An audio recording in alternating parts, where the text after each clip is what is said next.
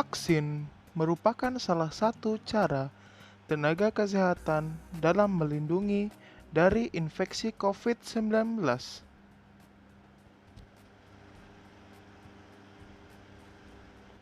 Sebagian besar vaksin juga telah digunakan selama puluhan tahun, dan banyak orang yang telah menggunakan vaksin dengan aman setiap tahunnya. Sama dengan obat-obatan, vaksin juga harus menjalani tes yang ketat untuk memastikan keamanannya sebelum dimasukkan ke dalam program vaksin suatu negara. Nah, ini nih, terdapat 6 macam vaksin COVID-19 yang sedang dikembangkan di seluruh dunia. Nah, ini nih vaksin yang pertama, yaitu inactivated virus atau biasa disebut dengan Sinovac dengan 0,5 mili per dosis dan diberikan sebanyak 2 kali pada hari ke-0 dan hari ke-14. Yang kedua yaitu vaksin inactivated atau Sinopharm virus dengan 0,5 ml per dosis diberikan sebanyak 2 kali pada hari ke-0 dan 21. Nah, yang ketiga ada vaksin viral vektor atau biasa disebut dengan AstraZeneca dengan 0,5 ml per dosisnya dan diberikan sebanyak 2 kali pada hari ke-0 dan hari ke-28. Yang keempat ada protein subunit atau disebut dengan Novavax dengan 0,5 ml per dosis dan diberikan sebanyak 2 kali pada hari ke-0 dan hari ke-28. Yang kelima ada RNA based vaccine atau biasa disebut NIAID, yaitu dengan 0,5 ml per dosisnya dan diberikan sebanyak 2 kali pada hari ke-0 dan hari ke-28. Ada RNA based vaccine yang disebut dengan Pfizer-BioNTech dengan 0,5 ml per dosisnya dan diberikan sebanyak 2 kali pada hari ke-0 dan hari ke-28. Semua vaksin tersebut itu biasanya diinjeksikan dengan posisi 90 derajat atau kita sebut dengan injeksi intramuskular. Nah, seperti gambar di sebelah saya, injeksi intramuskular. Nah, dari keefektifan vaksin COVID ini sendiri juga sudah teruji di berbagai macam negara termasuk Indonesia. Dan hampir semua jenis vaksin dinyatakan efektif dalam mencegah COVID-19. Nah, yang pertama yaitu vaksin jenis Sinovac.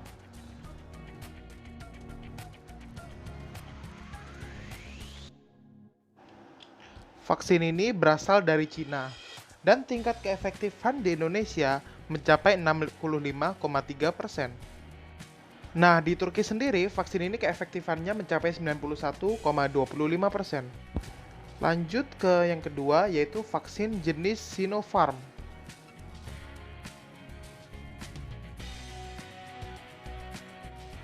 Vaksin ini juga berasal dari Cina dengan keefektifan sekitar 86%. Nah, pada Maroko, Egypt, Pakistan, dan Peru, vaksin ini keefektifannya juga mencapai 86%. Pada Argentina sendiri, vaksin ini juga mencapai 86%. Nah, untuk yang ketiga sendiri yaitu vaksin AstraZeneca.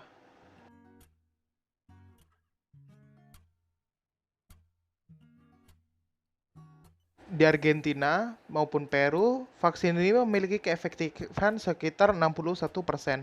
Di UK memiliki keefektifan sekitar 90%. Kalau di US, Kolombia juga memiliki keefektifan sekitar 90%. Untuk yang keempat sendiri yaitu vaksin jenis Moderna.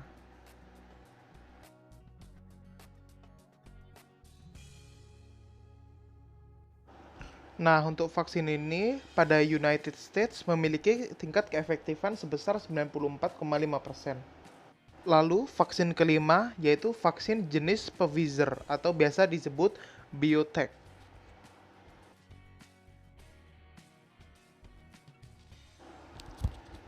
Nah, di Afrika Selatan, vaksin ini memiliki tingkat keefektifan sekitar 95%.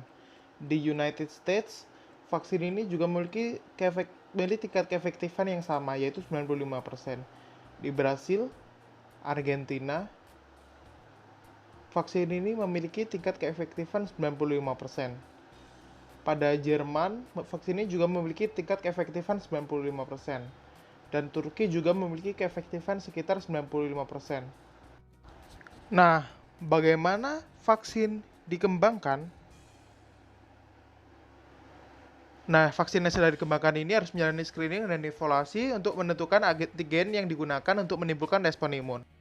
Nah, pada fase praklinis ini dijalankan tanpa tes pada manusia. Jadi, vaksin ini melakukan uji coba di tes terlebih dahulu pada hewan untuk mengetahui evaluasi keamanannya dan potensi pencegah penyakit. Nah, lalu dijalankan 3 fase uji vaksin terhadap manusia, yaitu fase pertama, yaitu vaksin diberikan kepada sejumlah kecil sukarelawan. Untuk menilai keamanannya, memastikan bahwa vaksin tersebut memiliki suatu respon imun dan menentukan dosis yang tepat. Umumnya, dalam fase ini, vaksin dites pada sukarelawan dewasa. Pada fase 2, yaitu vaksin kemudian diberikan kepada beberapa ratus sukarelawan untuk menilai keamanan lebih jauh dan kemampuan menghasilkan suatu respon imun.